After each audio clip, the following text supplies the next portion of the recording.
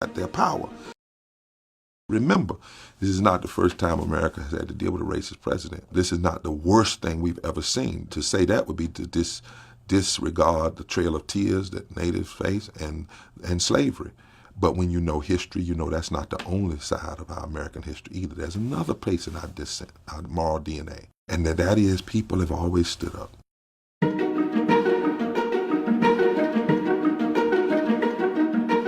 Number one, if you're going to change America, you got to change it from state houses up. The Koch brothers came down to the state houses, and that's where they got their power. The worst laws about voting and living wage and education happen in state legislatures. Secondly, you have to build a new language to pull people together, because left and right automatically sets people apart.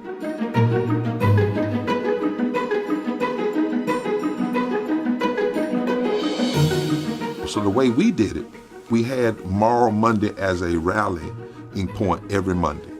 Issue focused.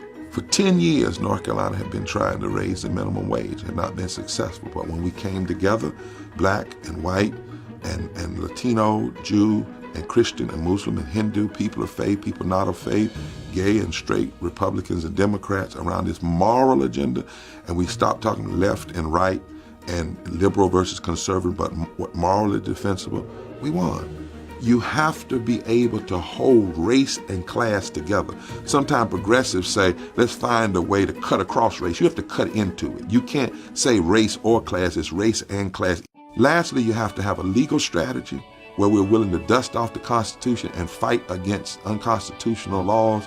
And you have to build a movement, not a moment, not one rally, not one tweet, not one letter. The Moral Monday movement set the framework of showing that in the South, you can organize black and white and brown people. You can bring them together when you reframe the issues around the Constitution, around morality, and around what is economically just, and you can win. So I believe that all of these movements from Moral Monday to Fight 15, as I've said, Black Lives Matter, on and on and on, are signs of hope that people are going to stand up and not stand down. That people are saying standing down is not an option. If we were able to beat back slavery, if we were able to beat back Jim Crow, if women were able to win the right to vote, then maybe this is just our time.